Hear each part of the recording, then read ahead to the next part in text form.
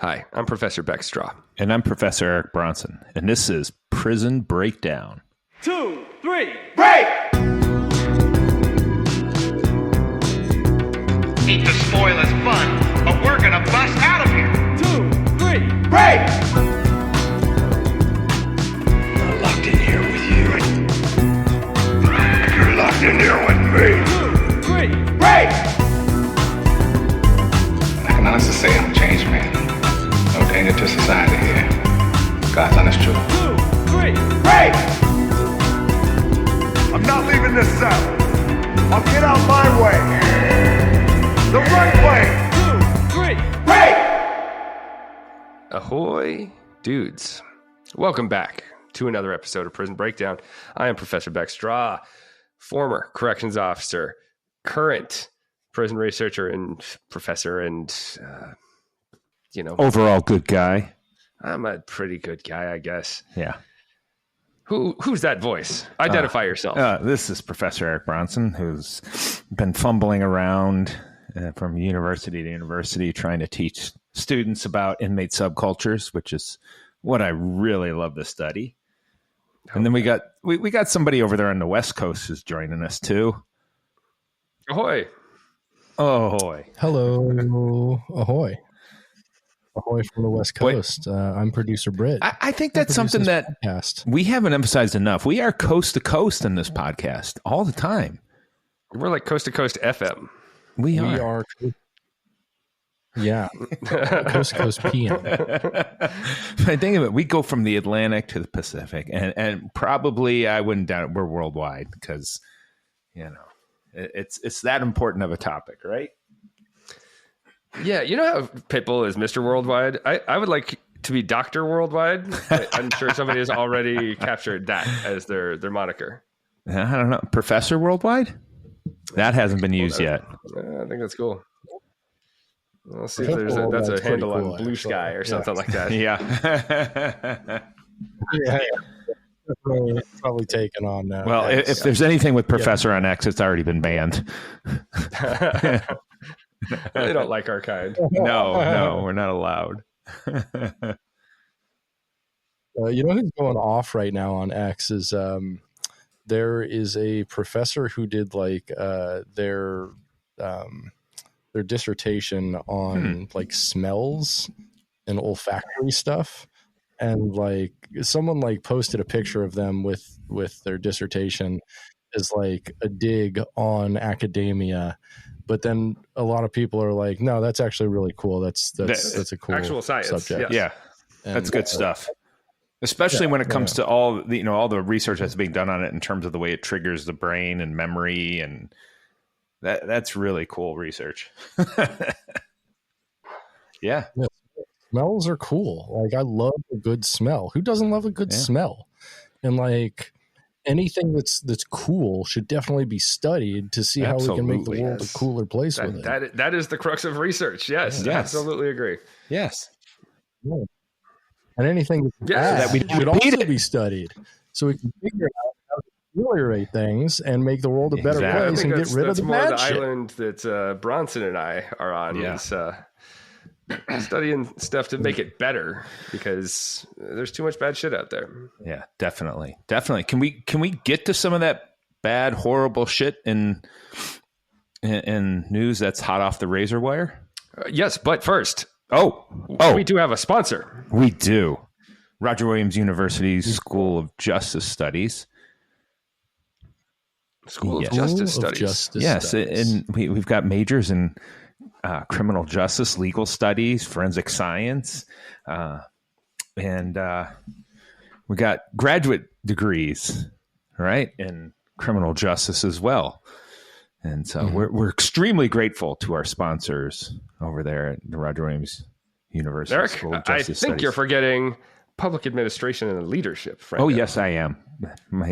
Again, my brain's gone. Yeah. So definitely don't want to forget them because we do have a lot of folks who are in that public administration and leadership program that come to us from the world of working for the state, working for towns. So it's a great degree to get to, so you can help move yourself up in the world and get those promotions.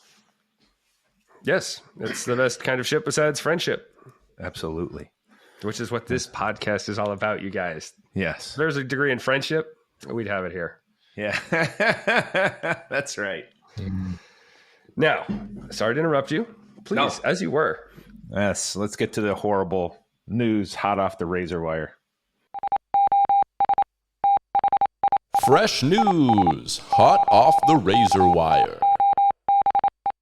All right, the only thing we can talk about in news that's hot off the razor wire relating to corrections is this video that everybody's seen that's gone viral of the body cam footage that shows New York corrections officers beating a handcuffed inmate who died the following morning. And I don't know if you two have seen this video.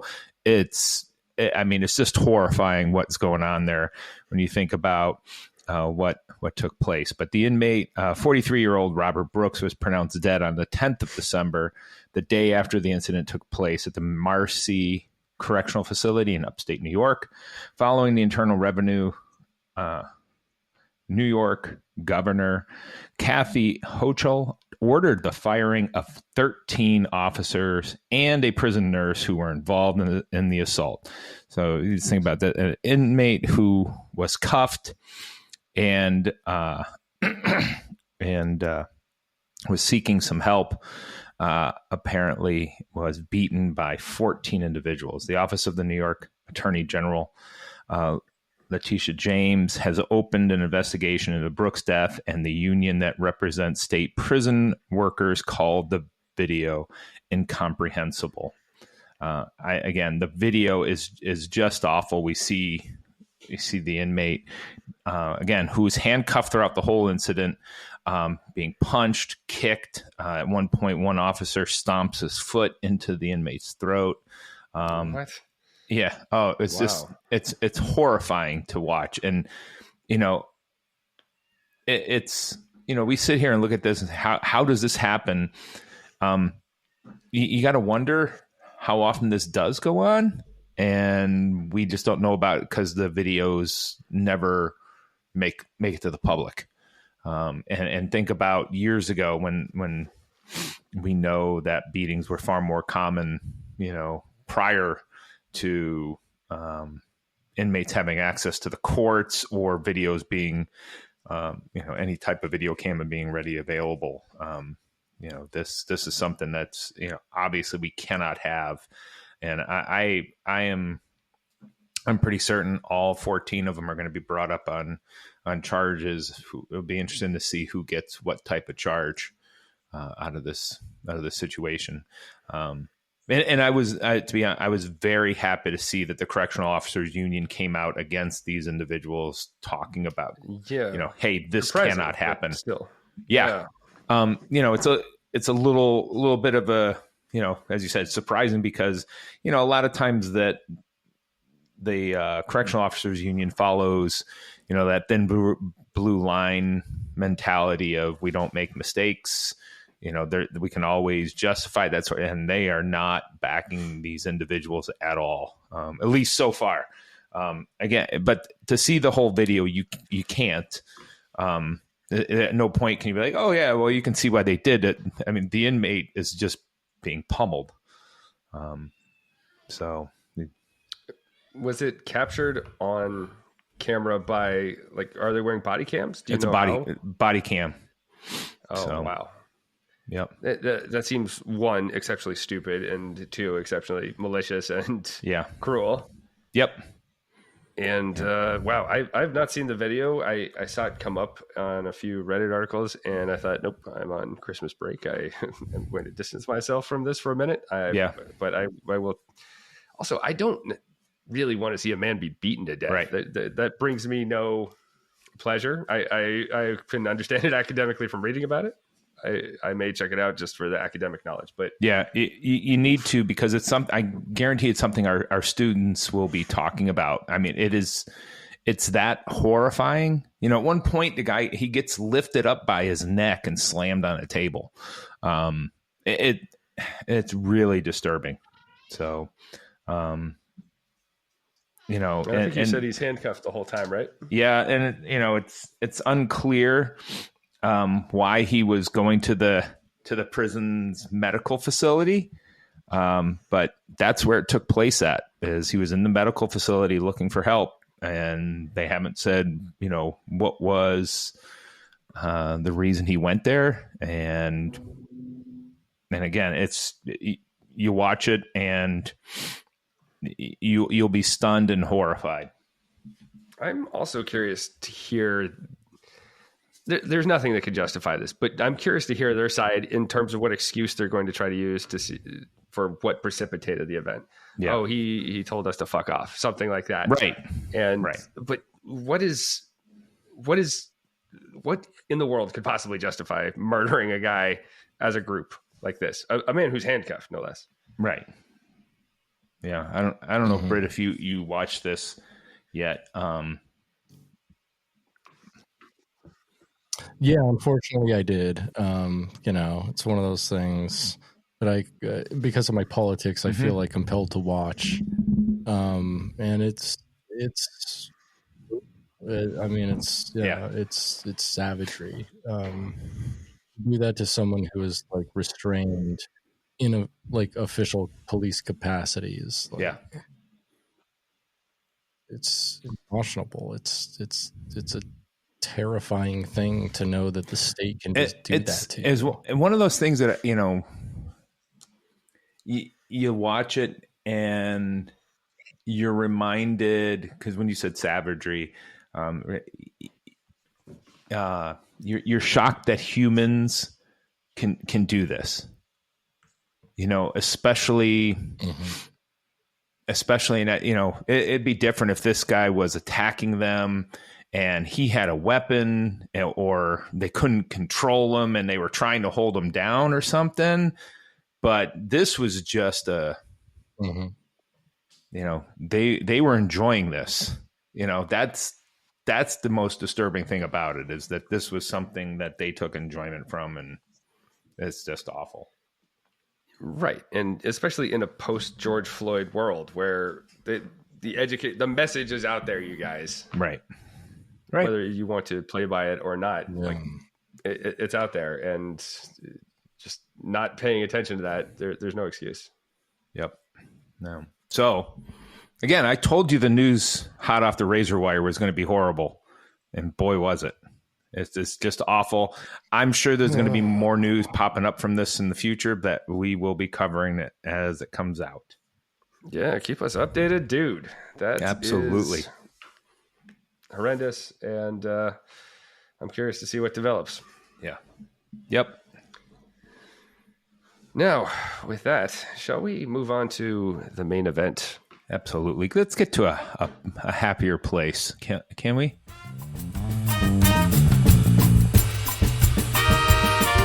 It's time to hear a new topic. We'll prison breakdown for you. So grab a chair and grab a beer. Bring your kids and pitch a tent. We're so glad that you're here. Yeah, it's time for the main event.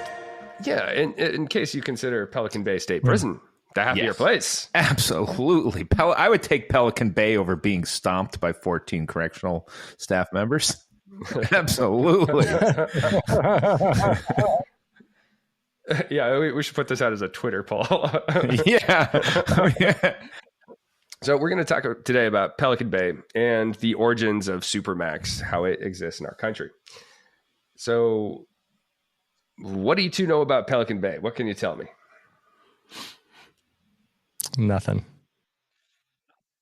I know absolutely nothing about Pelican Bay. Nothing. Pelican Bay. I think Denzel yells about it in the movie Training Day. Okay. I can get into a little bit more about it other than Denzel yelling. I know it's a Supermax out in California in Crescent City.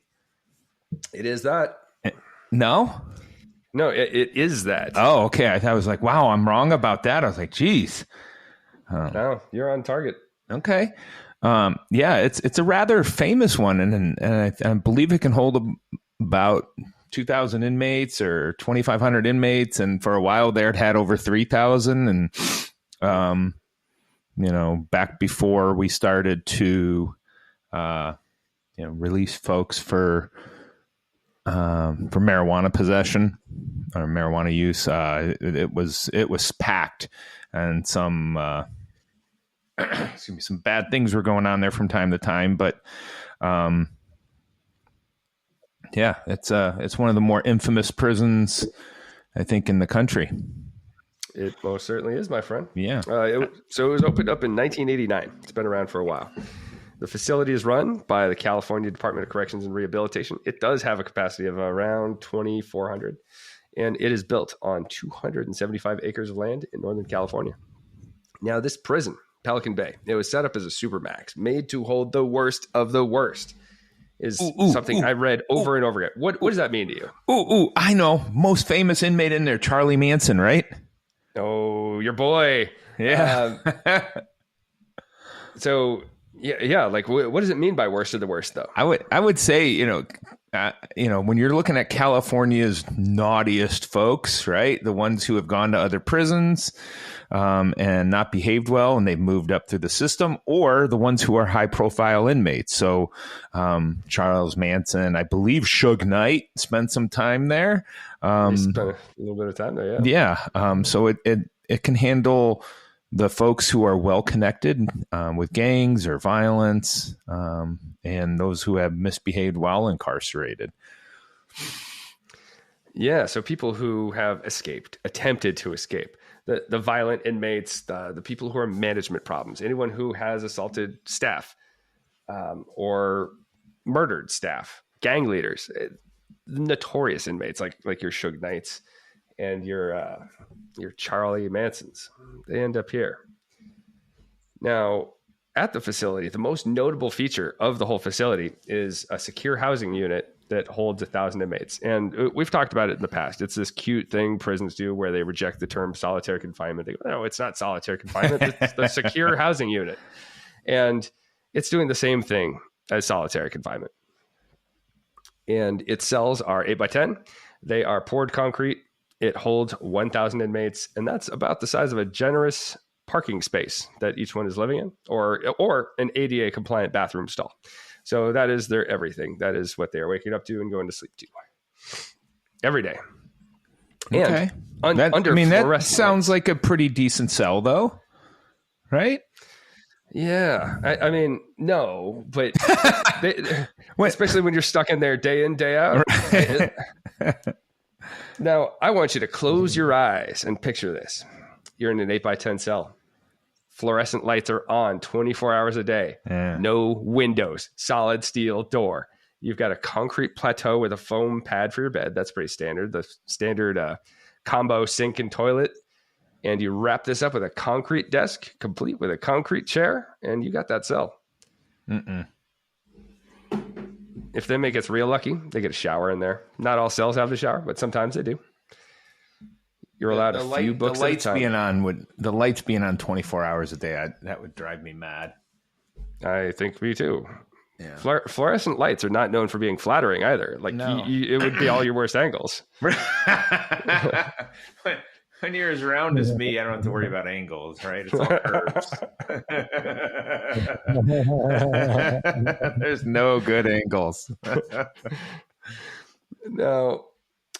Inmates are allowed a few books at a time. They can have some papers around. They can write letters. They can deal with legal paperwork. And if they have some scratch on them, they can get a TV or a radio. But they are staying in that cell for at least 22 hours a day. And they are delivered food twice daily through a cuff port in their doors. And cuff ports, I don't think we've talked about them on the podcast, is a rectangular slot in the door. We use them to deliver food for inmates who are locked down. We also use them to cuff up inmates. We will tell them, hey, back up to your door, put your hands out, and cuff people up that way. And that's for the security of the officers, the safety. And that can be unlocked from the outside. It flips down for meals or for cuffing people.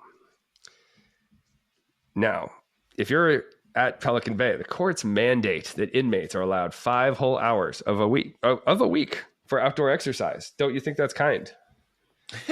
Yeah, definitely. I mean, hey, at least they're getting 5. We know there are places where they're not getting out at all, right? They're getting 24-hour lockdown. And I'm sure it happens there too, but getting 5, they must be, I wish they would get a hell of a lot more, but yeah.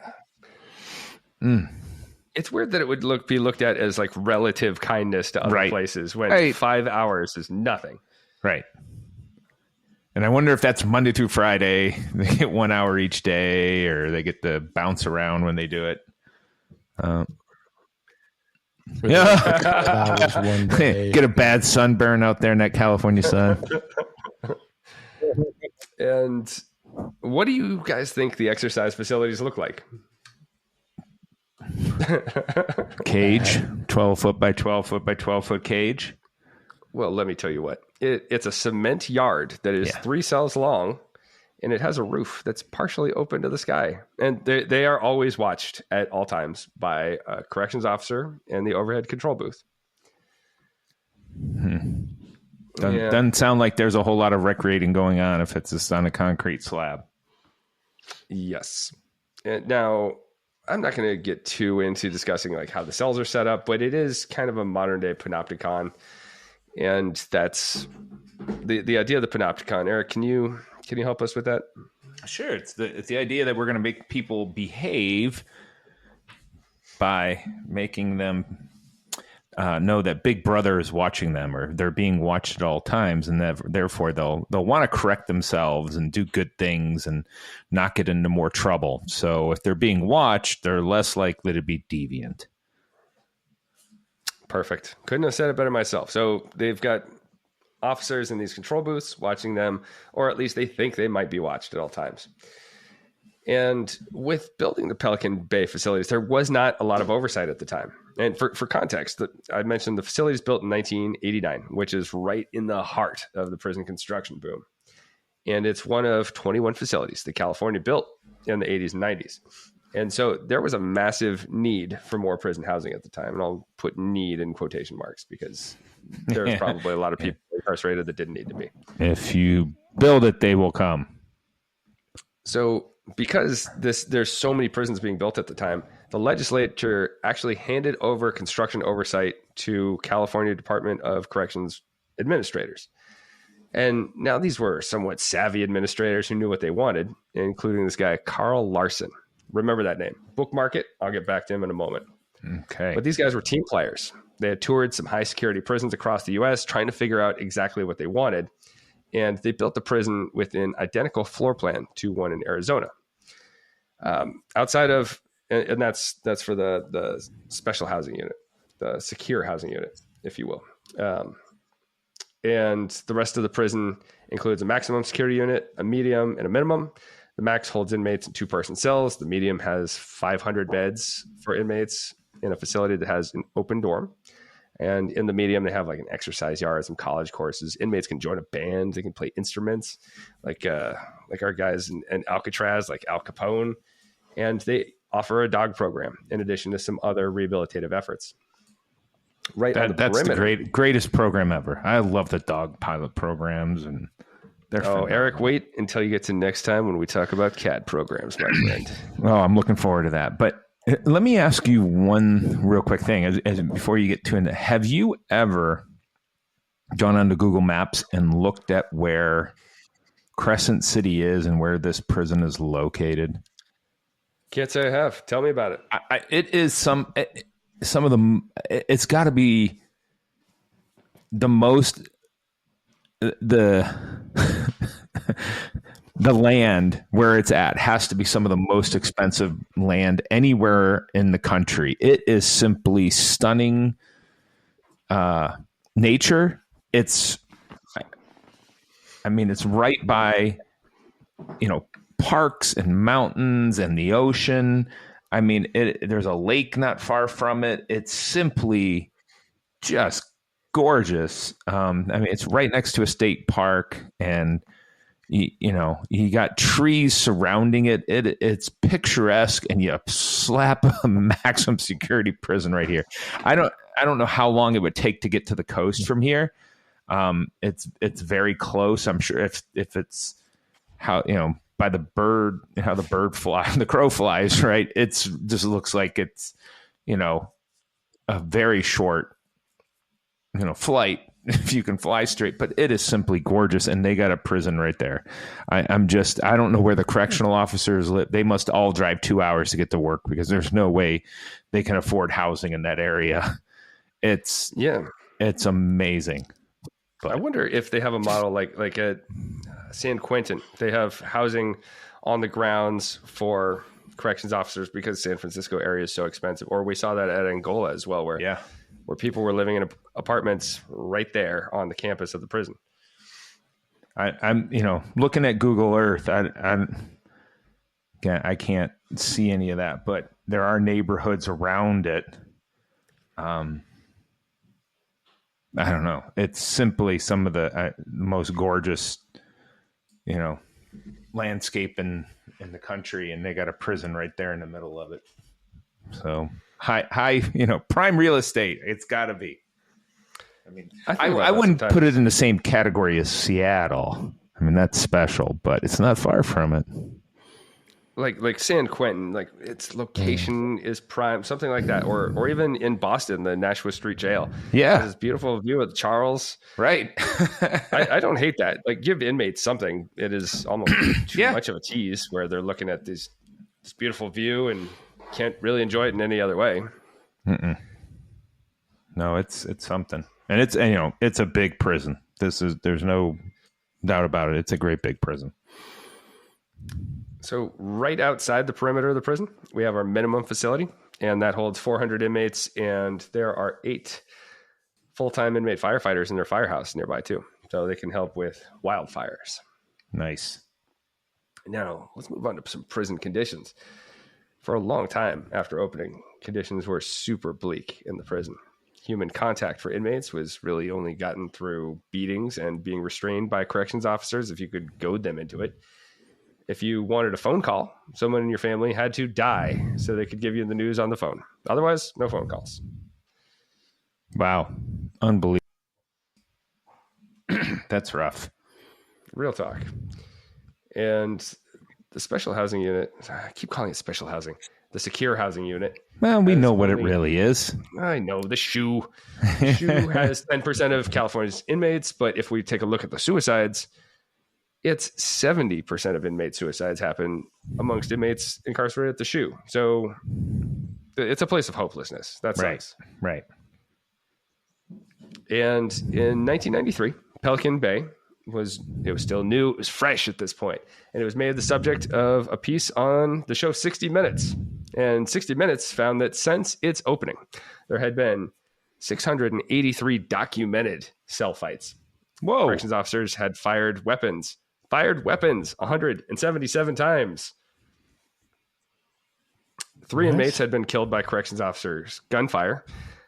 One. That's not a very accurate shot, then. No. Well, you think about this. 1 was intentional. 2 were unintentional. Oh, geez. They're batting like 1 for 3. Yeah. 1 inmate smeared himself in his own shit, and the corrections officers took the guy and they dunked him into scalding water while the guy was handcuffed, and the water was so hot that he went into shock and almost died. Oh, man. A quick aside for story time. When I was a corrections officer, I was given a commendation for escorting a man to the shower after he covered himself in his own shit, and they needed someone to escort him because, as we do, we cannot let this guy go out on his own. It was absolutely gross. He smelled terrible, but somebody had to do it, and I did not hold him under any water. There's the shower room. Go to it. I'm going to leave you be. Yes. Yeah. Exactly.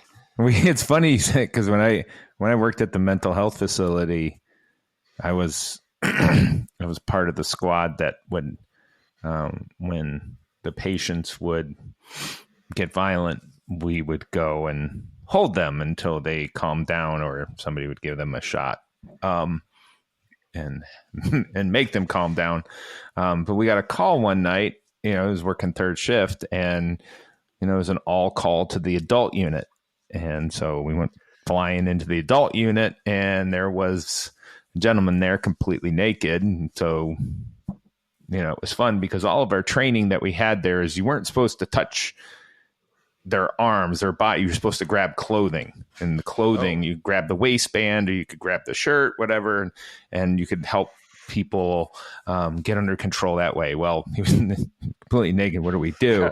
So what do you do? we still got it. We got up to him. We got him into there was a padded room, and about, I don't know, probably 40 minutes later, another all call came out, and I just thought they let him out too early. But when we got in there, the nurse said, well, take a peek inside that. We opened up the flap so we could look in the window of the room, and he was smearing himself and shit. And it was all over the padded walls and everything. And I turned back around, and the nurse said, well, what do you want us for? And she goes, I need you to go in there and hold him so I can give him a shot. No, I'm not going to hold him. Yeah, can you pass this off to since you were not an officer at the time, a counselor, can you say that's the officer's job?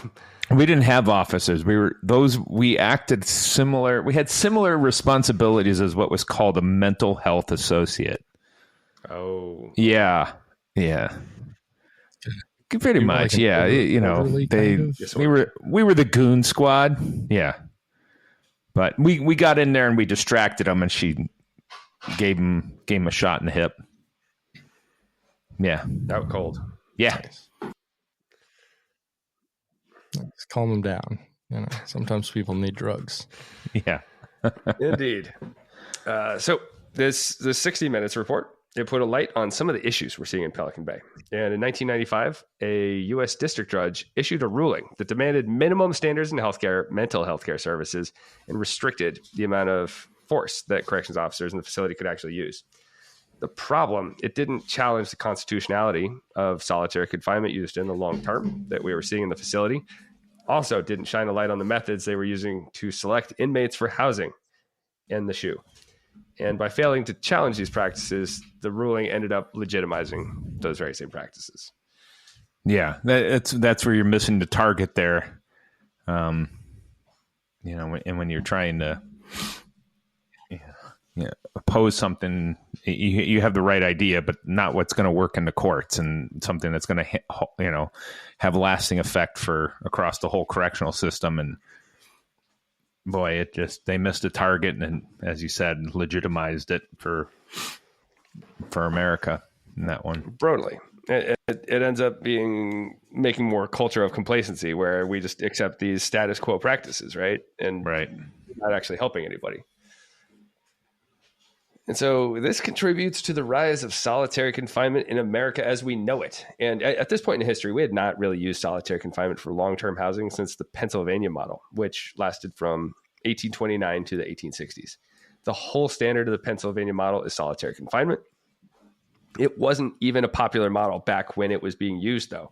It was localized to Pennsylvania, and even then, it was localized to the Eastern State Penitentiary. They tried it in a couple other places, like Western State Penitentiary, which is in Pittsburgh area across the state, in Rhode Island and in New Jersey. And after 5 years or less, all of them said, nah, and they axed the system. They moved to the Auburn system instead, which was more inmates working with each other in tandem, no talking, no eye contact, and beatings if you try to do any of that stuff. So interestingly enough, there's not even a popular demand for solitary confinement at the time, in the 1980s and 1990s. Here we're in the heart of U.S. mass incarceration, where we're like, get tough on crime. We had this lock them up orientation across the country, but we didn't have any real demand for solitary confinement. It wasn't necessarily a public sentiment, and it wasn't necessarily something that was like being like beaten on by California legislators. No. And instead, it's the administrators in the California Department of Corrections who thought they knew best. And as I mentioned earlier, there's not a lot of oversight that holds them back. Right. And that's the problem. Not only is there not oversight, there's not a public outcry for oversight in any way, where, if these types of things become known, the public could care less. That's why there's not a huge public outcry, I think, about, our case that we had here in New York where the staff members beat this inmate to death. Society's not going nuts for it because there's a segment of society who's just like, oh, well, they got what they deserved. They're inmates, they're criminals, so they don't have any sympathy and don't want to know about what the hell is going on with these situations, unfortunately. It's this common refrain that we hear of, like, don't commit crime, don't go to jail. And maybe we don't treat people in jail like that. Like, if this is your brother, your friend, your son, whoever, like, you don't want them to be treated that way. No, except your brother. We can treat your brother that way. All the rest of our brothers out there, we definitely don't want. But your brother, yes, he deserves the beatings. Perfection. Now, all of this that we've put together, this brings us to Carl Larson, that name I told you to bookmark earlier. Larson, he started out as a prison officer in California in the 1970s. He worked his way up through the ranks and becomes a warden. And then he becomes a prison designer with Pelican Bay on his slate of projects. Now, this man is not a criminologist. He's not an architect. He's not a lawyer. He's not an engineer. He's just a dude who worked in prisons. How the hell do you get to design prisons if you're not a fucking architect? That's what I'm fucking saying. Like, it's insane that they appointed this guy who's like, he's just worked in prisons and he's like, I know prisons best because I work there. No, you don't. Oh my goodness. It shouldn't mean anything. Anyway, this guy, he sets up this new facility that's like setting a standard for punishment in the United States. And then we're all screwed because of this. Anyway, his perspective was, hey, it was scary working as a corrections officer in the California system in the 1970s. And that was the point when we're starting to see this uptick in mass incarceration. We're seeing more prison uprisings like Attica. These are in part due to terrible prison conditions. And we're seeing more deaths occur among both inmates and staff. They've got these awful, like, us versus them relationships, and it's not helping anybody. And the problem is he designs this facility that becomes a standard for incarceration, but it's built on this emotional bedrock of how he feels rather than on research or theory or evidence-based policy. Instead, it's he feels, oh, this is scary, so we should lock up the bad man. No, it's another one of those situations where, we're letting the wrong people make decisions about how we're going to punish people in society and then not think about the consequences of that being, our decision maker. It's just mind-boggling.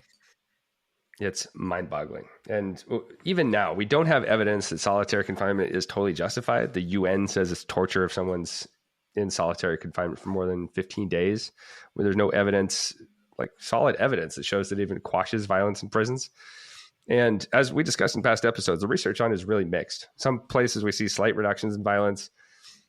Some places we see no real change. Other places see increases in violence and misconduct. So it's so mixed that we don't know that it's solving a problem. And in some places, it seems to be making more of a problem. And when people are released from solitary confinement to the streets, you think about some of these guys who, what do they call them? The Angola 3? Yeah. Who did 29, 40, and 43 years in solitary confinement. You are left broken after this point. Right. I mean, I try and, when we're teaching these corrections classes, trying to get these students to think a little bit from the inmate's perspective. And one of the things I really encourage them to do is to sit there. If you're in those cookie cutter apartment complexes and they have that standard bathroom where you have the tub and the toilet and the sink, and that's pretty much about it, just to save room. Yeah. Hey, go in there and close the door for a few hours.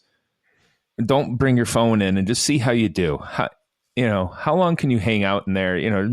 The tub is your bed and toilet's a toilet, and you're not allowed to come out for a while or have interaction with others, and that's it. And see how see how it, bends your mind, and you don't have, that's a good example, because a lot of times you don't have natural light in that setting. It won't take long, and people think, I don't like this, because it's awful.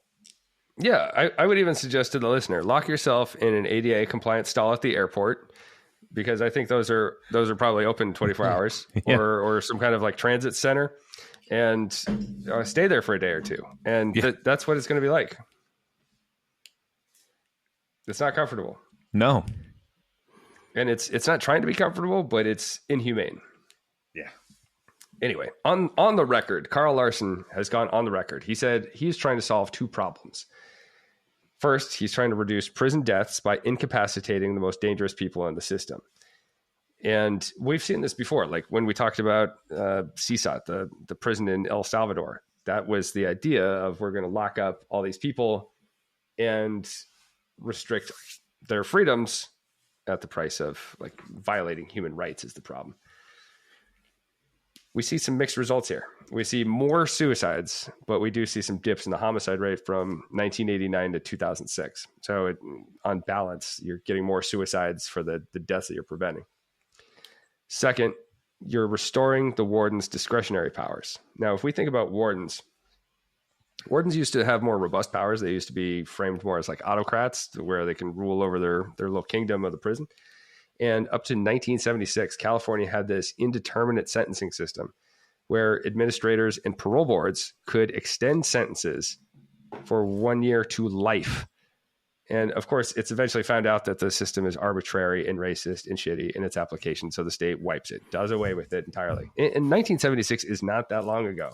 No, but at least they got rid of it. I mean, in Louisiana, that's still in effect. People can be sentenced from 1 day to life there. It's just ridiculous. And in Louisiana, the warden has control over that too? No, it comes down to the parole board, but still, it's a horrible situation, that indeterminate sentence there. I mean, you want to say that, okay, the determinate sentence isn't great because you have block time. You can't earn your way out of some time, right? But the indeterminate sentence just seems like it's such a weapon against, racial and ethnic minorities and the poor. Yeah, they're the ones who suffer the most. Right. And so they do take away some of these powers. And on enacting these laws, wardens feel like they don't have the kind of leverage they used to. They no longer occupy this space that has that much power. And so what if solitary confinement is the solution? And in 1976, it starts being used on a very informal basis, where they would just keep people locked in cells. And then in 1989, it becomes more formally used when Pelican Bay opens up. And the warden can no longer extend your sentence out further if you're sentenced to from 10 years to life. But they can make life hell for you if you're in their prison. And they can keep you in the shoe for this indeterminate period of time. And all they have to do is designate you as a gang member. And the criteria for that is super broad. There was a Dr. Wilbert Rideau of UC Irvine wrote this book, 23/7 Pelican Bay Prison and the Rise of Long-Term Solitary Confinement. And Dr. Rideau has this super interesting example of this guy named Ernie. In 2003, Ernie gets thrown in the shoe because he's found with a drawing. And the CO said, hey, this drawing looks pretty gang related. And Ernie wants to appeal this finding. And you need 6 years of disciplinary free behavior to appeal your security threat status. So in 2008, he's been locked up for 5 years at this point. He's almost eligible.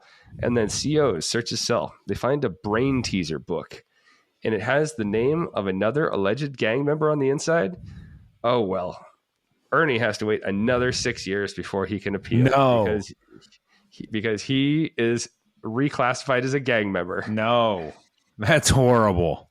No. And if you're classified as a gang member, the only way you can get out of that, and out of solitary in this case, in Pelican Bay, is debrief. That means snitching, providing prison officials with incriminating information on fellow inmates. But that, as we know, is super dangerous, not just to the inmate, but if they're in a gang, it's dangerous to their families. It's also not helpful because this is the most pure form of coercion in the prison. Inmates who are trying to escape the shoe can just point it at, hey, producer Britt did it. Yeah. You Well, can point that at I anyone believe. and say, yeah. You can just point at anyone and say gang member. Yep. And they're just trying to leave the shitty conditions of the shoe. So you're not even getting the most accurate information. This is exactly what torture is about. And this is tantamount to torture. Unbelievable. So as of 2007, inmates in the Pelican Bay SHU had they'd each spent an average of around 2 years in solitary before they were paroled or released back to Gen Pop. This also affects your sentence length because when you're in the SHU, you don't earn good time. So that sucks. And if you're a lifer, you can't even claw back into parole eligibility while you're in the SHU. They won't give you a parole date if you're in solitary confinement. That you figure, I mean, for part of that, I do understand. We need to come up with obviously having shorter time spent in those in the SHU, any type of solitary. And when people do come out of them, we need to have a step down program before they're released, so that they can be reintegrated in society. You get in there, you're coming out, your mental health is not going to be well, and you're going to come out angry. And be responsive to any type of stressful situation, and that's not going to go well for those individuals. Absolutely agree. And the idea of a step down unit where, okay, we're going to give you a few hours a day of rec. You're going to start slowly interacting with people. And then you give them a short period of time until they prove that, yes, they can do this. And then you introduce them back into Gen Pop. And I'm not saying general population is the best thing, but relative to solitary confinement, it's at least more humane. It sucks that we have to evaluate all this on a sliding scale in the first place, but it is the facts. Yep.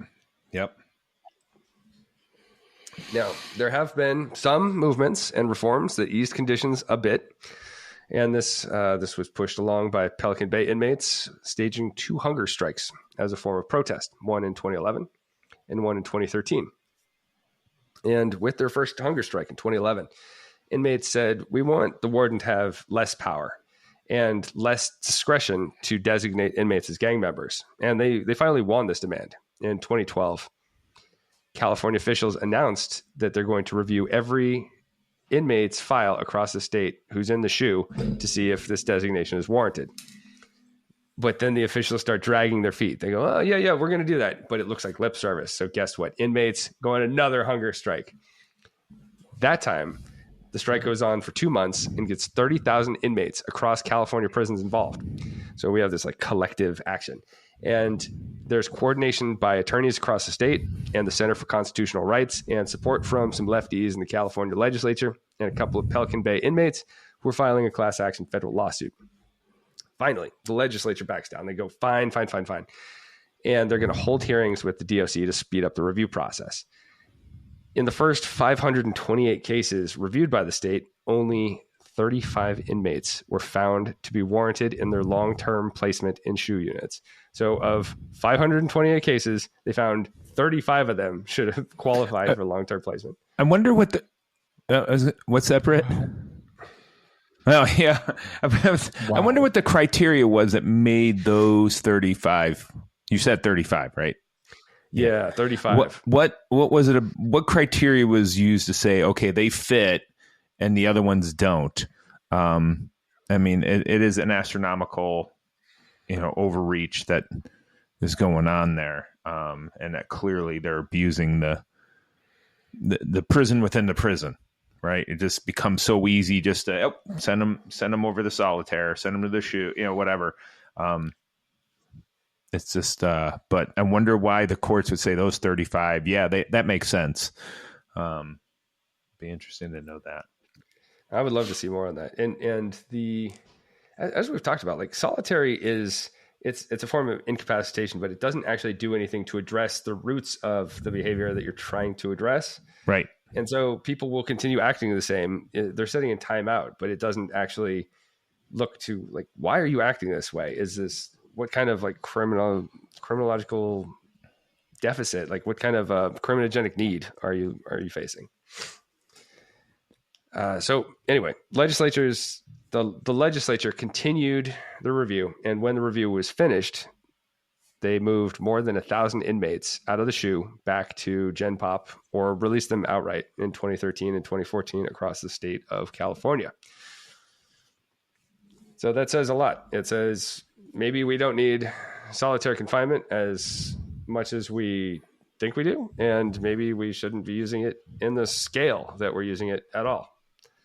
It should be used sparingly and only for extreme cases where someone is an immediate danger to themselves or others.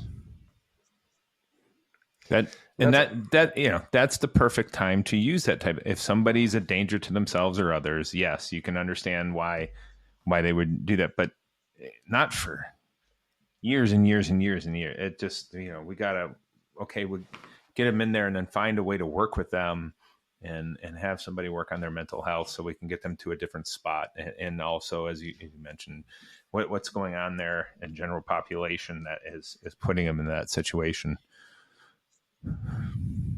Exactly. Like, give people a re-review. They're being treated like numbers, dehumanized. They're behind walls. We don't see them. We don't hear about them. They don't have access to a soapbox to be able to talk about what they're going through. And maybe we should treat them more like humans, like we would want to be treated.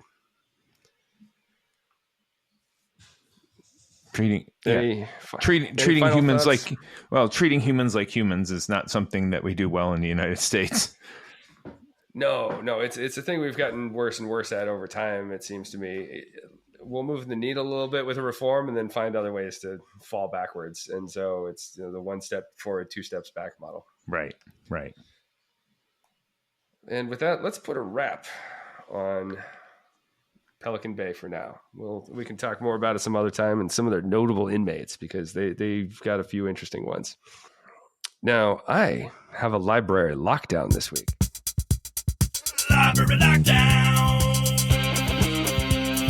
Library lockdown. Come on in and take a look, 'cause it's time to review a book at Library lockdown. Library lockdown. Library lockdown.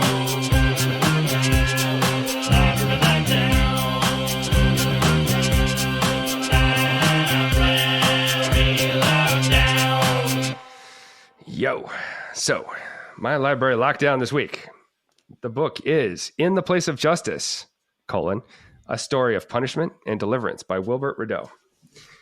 Now, this was a phenomenal book. I've read a fair amount of literature on Angola at this point, but Wilbert Rideau wrote what should be like the defining book on the history of Angola in the 1900s, and he's a phenomenal writer. The man was editor at the Angolite, which is the magazine of Angola. He was the editor there for something like 30 years, incarcerated in the 1960s all the way up to 2005. He was one of the longest serving inmates there for a long time.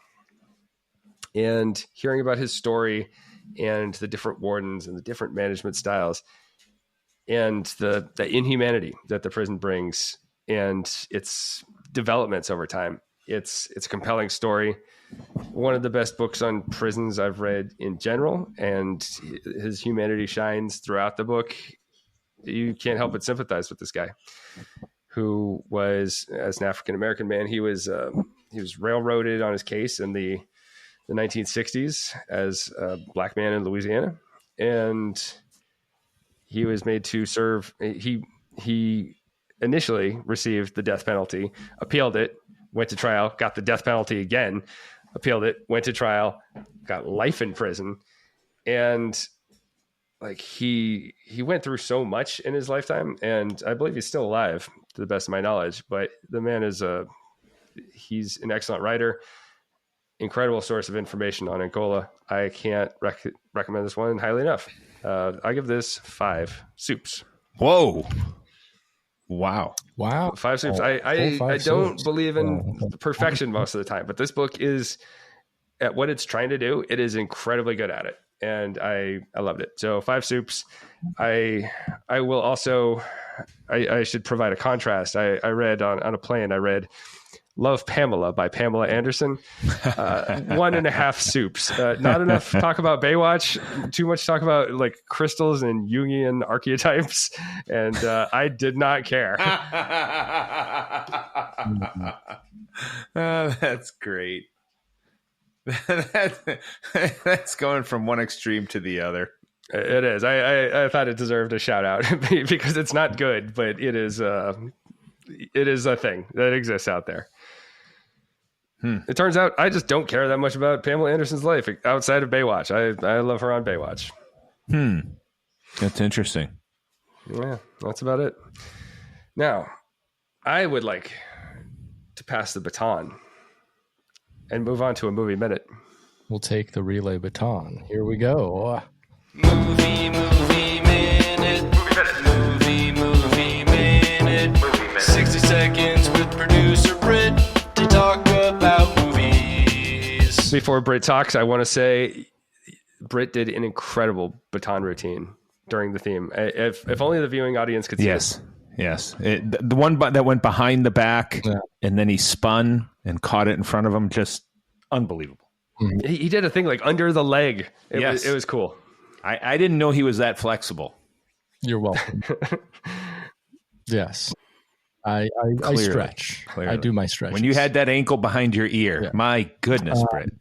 Britt put both ankles behind his ears. It was wild. That's amazing. Yeah. I have. Don't go on. We're good.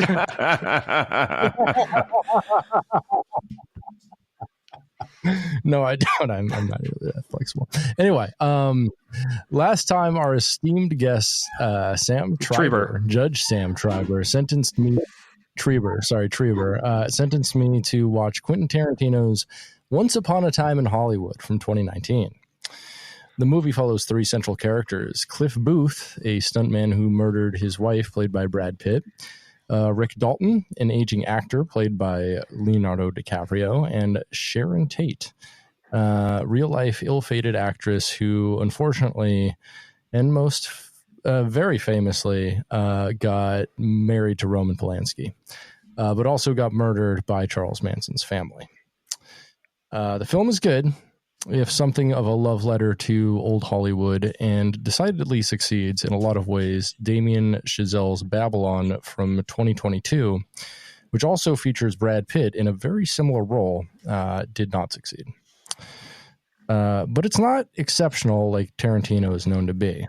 The film is a bit long and spends a lot of time on scenes that are somewhat memorable but lack the tension and sheen of a lot of Tarantino's products. It plays around with violent revisionist history in a way that flourishes in films like Inglourious Bastards, but falls slightly short, but it's still quite fun. Overall, this was, in my opinion, one of Tarantino's worst films, but a bad Tarantino film is still a good film. I'm going to give it 3.5 out of 5 soups. I think that's about fair. I thought the acting in it was incredible. I really liked watching Acting was really good. Acting was really good. I didn't love the storyline. I really liked the ending. The ending was super fun. If it was more of that, I would have liked the film more, but it dawdled on scenes. I agree. I think the movie's best when it's not taking itself seriously. Right. Bronson, have you seen this one? No, I have not. Oh, man. All right, get out there. Go watch it. Pretty good. But that's that. Y'all got something to send me to next time? What do we got? Yeah, I haven't gotten a Bronson one in quite a while. Let's do that. I don't know that I have I didn't prepare myself for the movie minute sentencing today. I've got one. Okay, but Bronson, for the next one.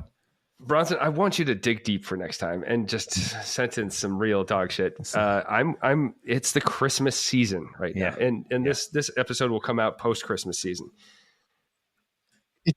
It's December. It's the Christmas season, today. And there's a movie called Christmas Mail that came out in 2010, and it is it's about a mysterious woman who works at the post office answering Santa's mail, who captures the heart of a disillusioned postal carrier. I want to hear what a postal officer has to say about this. You don't have to say disillusioned postal carrier. It's Department of Redundancy Department. yeah. Oh boy, that sounds awful. Yeah. Did you say from 2010? Christmas mail from 2010. Okay. Well, I will watch that. And Bronson, you will be digging into the bowels of movie heaven for this next one. I will definitely find something terrible. Oh yeah. Well, that's about it. When I give another shout out to our sponsor, Roger Williams University School of Justice. Yes, the School of Justice Studies. All right. Thank you. And for you out there, listener, at home, in the car, in the bath, on a bicycle, on a tricycle, on a motorcycle, wherever you are, thank you for listening. Please like, please rate, please subscribe. If you enjoyed our podcast, if you don't have to do any of those things. However, I do want to say thank you. And it's been a fun year of podcasting with my bros here. Now, on that note, Eric, what would you do if you were about to turn out those lights? No, I think I'd. I didn't phrase that question right at all. That was stupid. No, but that's okay. You're allowed. I'm normally the one who has those complete fuck ups, but I'll go ahead and stretch back, ask the inmates to cuddle up in their beds with their blankies, right? And then holler out, lights out. Lights out. Lights out.